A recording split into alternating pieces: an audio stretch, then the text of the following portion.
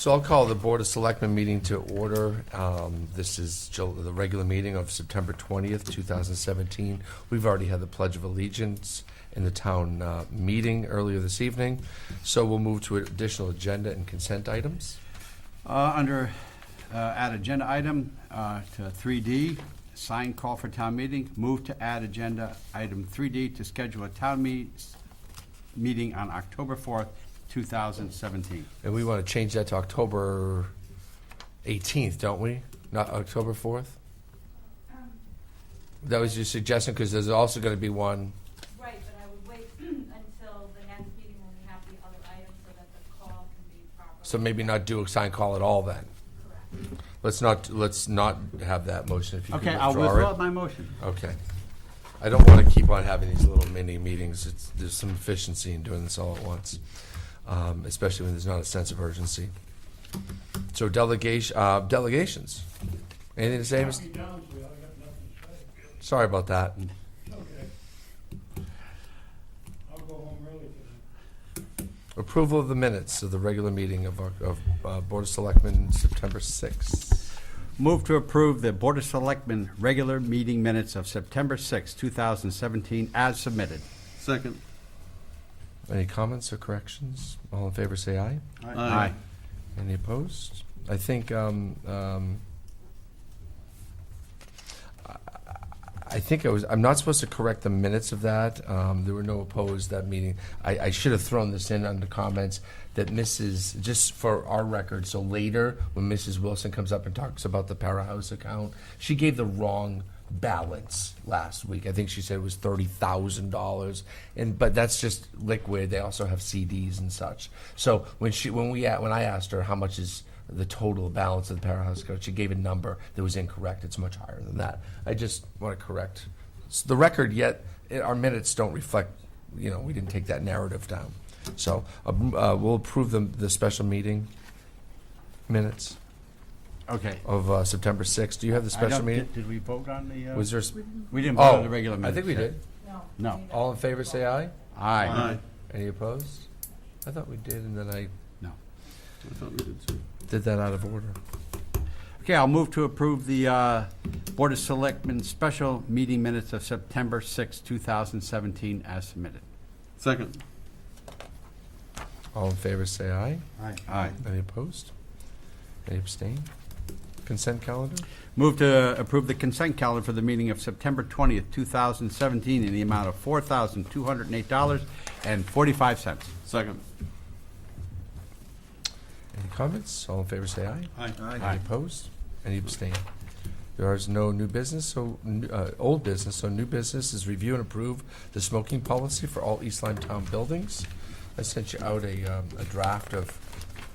As you remember, we did talk about it and we tabled it, and we never really came back to it. And I apologize for that. There was some things that needed to be changed. For instance, it's not the senior center that decides this policy, it's the Board of Selectmen. There was also discussion about, well, this is kind of common practice nowadays. Shouldn't this be in all town buildings, not just the community center? What about here? Do we have to do these procedures every time this comes up on a particular town building? So I changed some of the wording to be no tobacco use for all East Lyme Town buildings. And you see, we talked about 25 feet.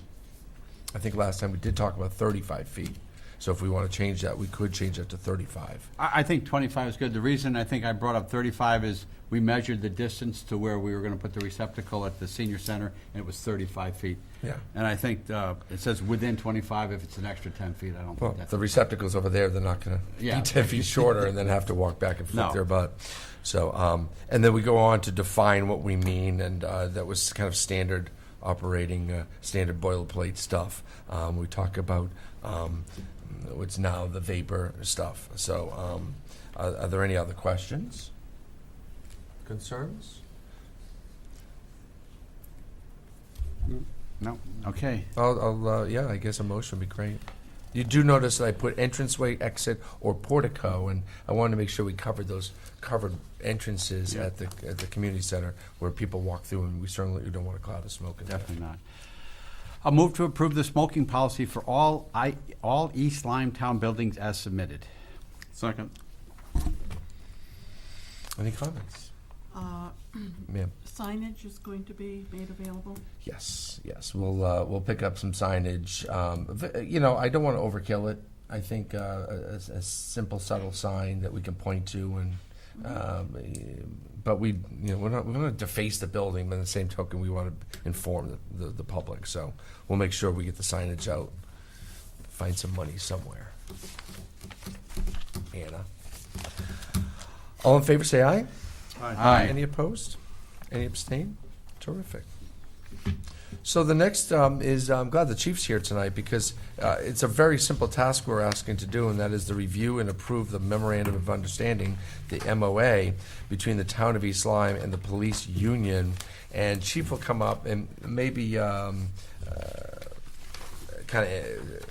of explain why we kind of need this. We do have a union negotiations coming up, a new contract coming up in the coming year. But this is something that is kind of important now.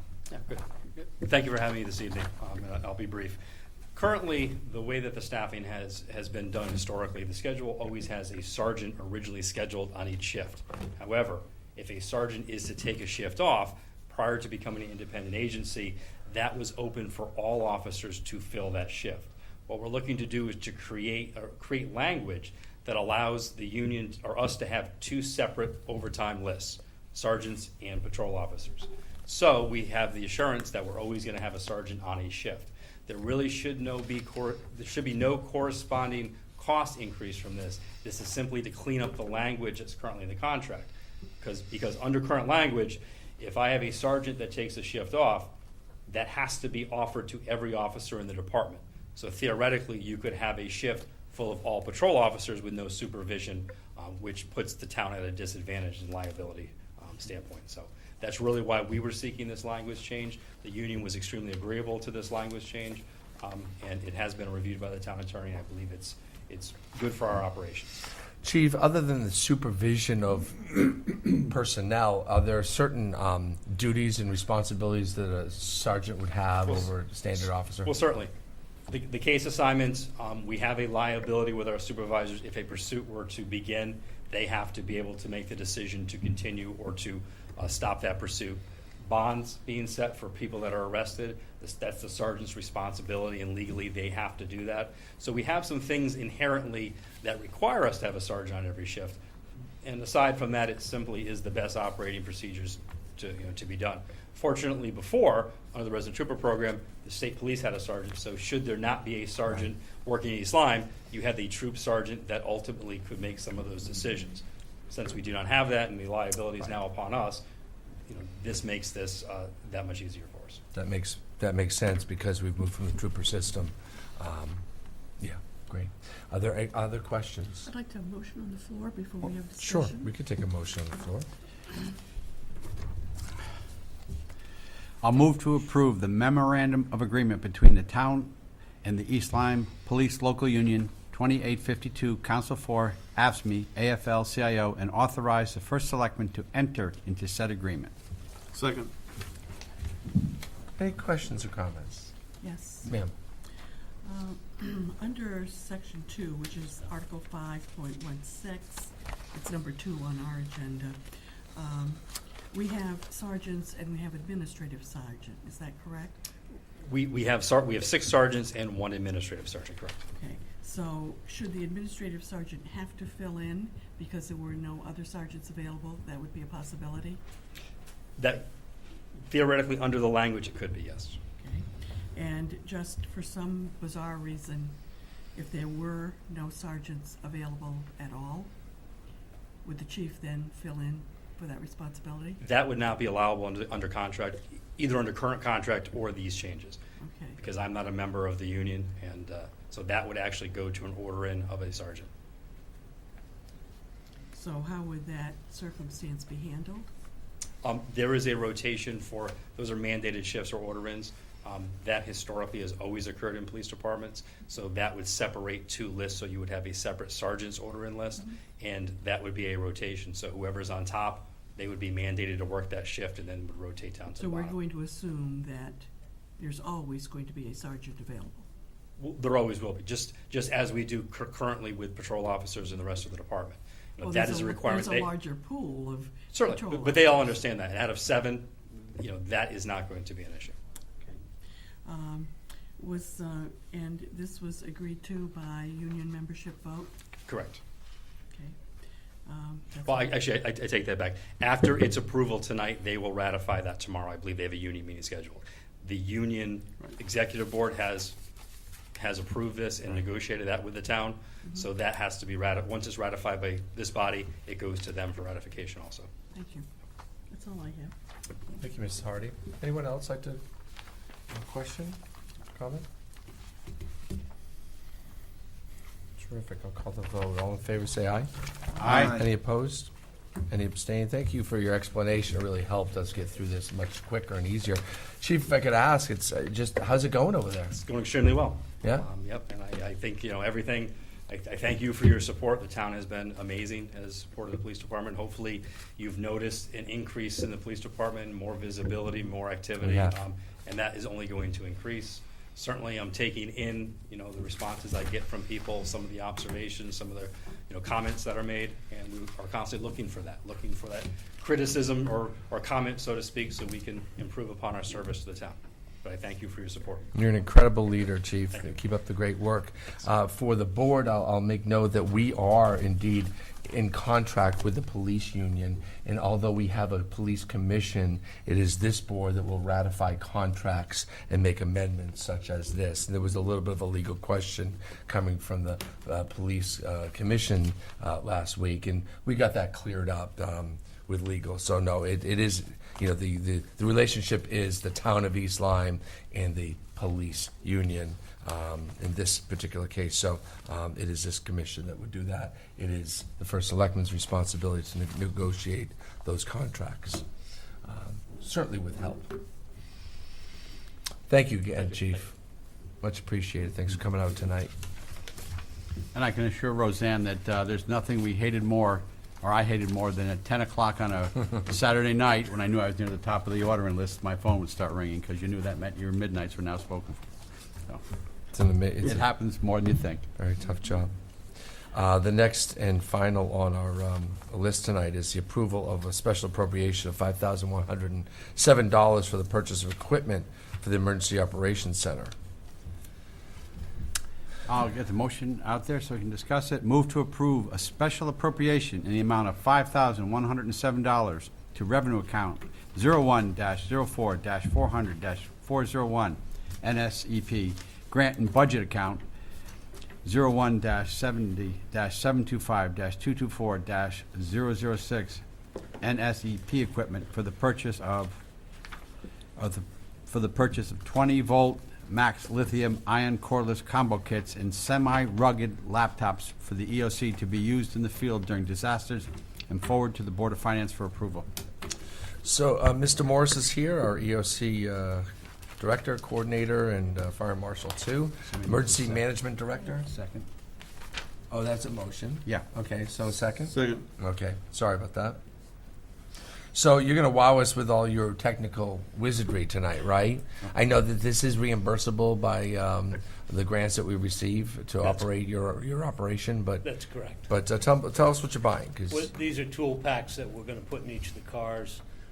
We've run into many situations, fires where we don't have proper tools to open things, cut things, and finally we got an opportunity to be able to purchase this, and the laptops that we are currently using to do software upgrades for the portable radios and those things are hitting about 10 years old, and they just don't keep up with the upgraded software, so we had an opportunity to buy a couple new laptops with this package, and that's what we chose to do.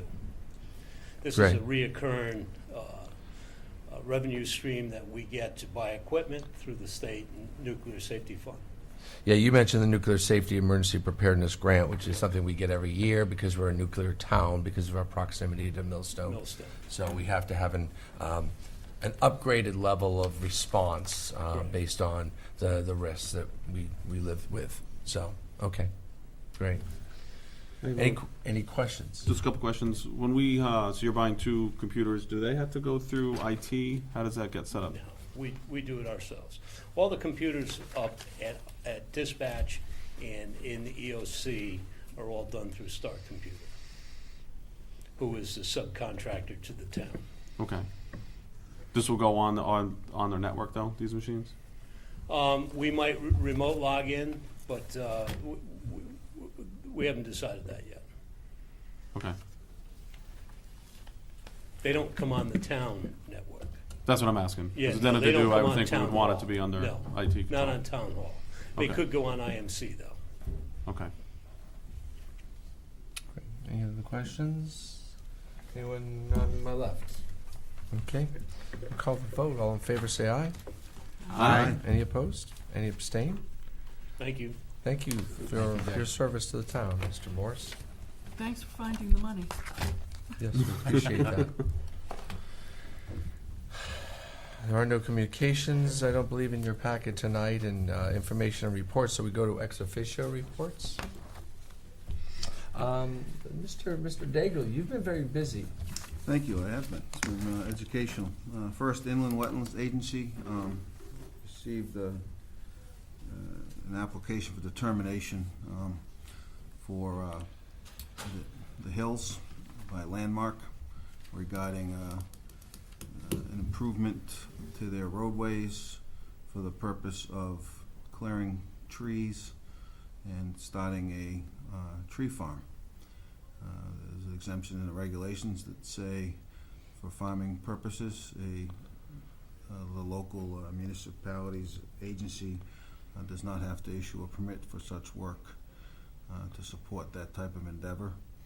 It was supported by the town attorney, and the agency agreed with that interpretation, but they did put some requirements on no prior notification to the work, reviewed by Mr. Gaishel, and also to allow for inspection of the work.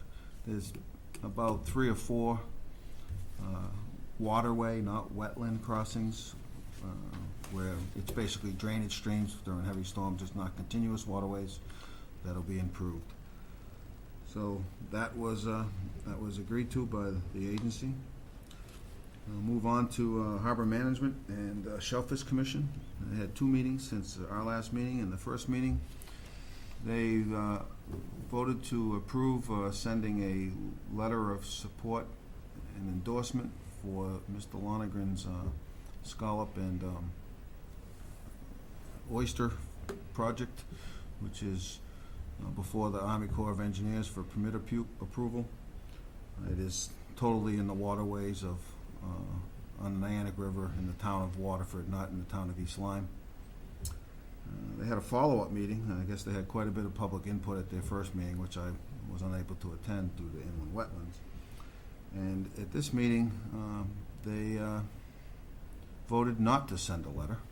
The letter that had been written and proposed was not approved to be sent, but the commission decided because it was not within their jurisdiction that they were not going to comment one way or the other. So a little bit of an about face, but they all spoke their piece, and that was the conclusion they came to. So that's it, sir. Thank you for your service. Mr. Cunningham. Well, let's see, the Smith Harris House has their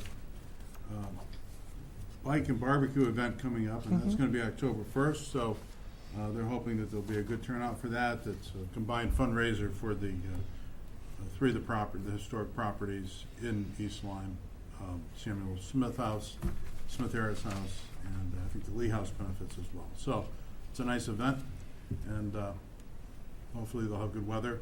There's another event that they're doing down at the Smith Harris House. This is around Halloween. It's going to be called the Walk of Horror. I think you had that walk this morning, didn't you? The Walk of Horror. I had a lot of Well, anyway, horrors. what is that? I don't know. Anyway, okay, so it's the Walk of Horror. It'll be the 27th and Okay. the 28th. And hopefully it'll be a nice event. They're going to use the barn out there near the Smith Harris House. And there should be another another thing to do at the Smith Harris House, I guess. And that's about it. Thank you, Mr. Well, let's go down to Mr. Salerno. I went to the Board of Trustees for the East Lyme Public Library, and it was a fairly quick meeting. They added an additional high school trustee member to replace the previous one, and they have a strategic planning meeting on Wednesday, October 4th, from 10 to 1. They're looking for public comment. There's also an online survey that they're asking people to go online to fill out to give feedback for future uses of the library. Tomorrow there's a building commission meeting, which I will be attending, and that's all I have to report. Fantastic. Mrs. Hardy? Commission of Natural Resources is meeting across the hall. They had a rescheduled meeting. As we speak, I right? know where you're going Yes. after this. I saw that. And from the Board of Ed, they just had a presentation by the architects for the additional information about the rebuilding program of the elementary schools, and that was the primary emphasis of the meeting. And that's all I have. Deputy? Sort of onto really not a committee, but there's been a group of people that are really interested in getting a dog park, and they had looked at a few locations, Roxbury Road, a couple other places, and they fell in love, or by a vote of 16-3, they fell in love with or wanting to establish a dog park up on Mossbury Road at the Darrell Pond facility there. It's right as you turn in, the parking lot's paved. It would be pretty much right where the old foundation is for the J.C. Penney building. So I don't believe that property is under Parks and Rec, so they're going to I'll work with them to help them come up with some ideas for fundraising, because they realize that any cost as far as putting up a fence is something they're going to have to incur. So they're going to come up with some fundraising ideas, and obviously that's a project or a work in progress right now.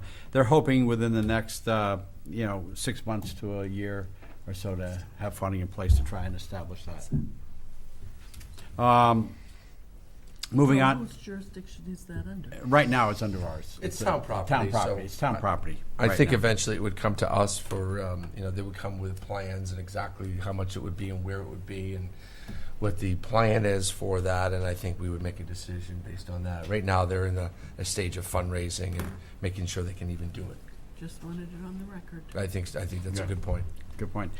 Moving on, Parks and Rec, Dave went over his information from the summer. They were down about $2,000 from last year overall in gate receipts, but it was a lot more rain this year.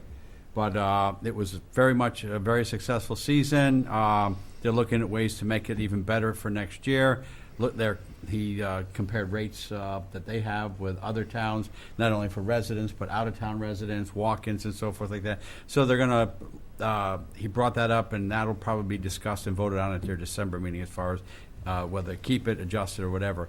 And going back to some along the lines of what Dan brought up, on the 25th of October at the Smith Harris House, there'll be a trick-or-trunk where cars come in, set up in the loop there.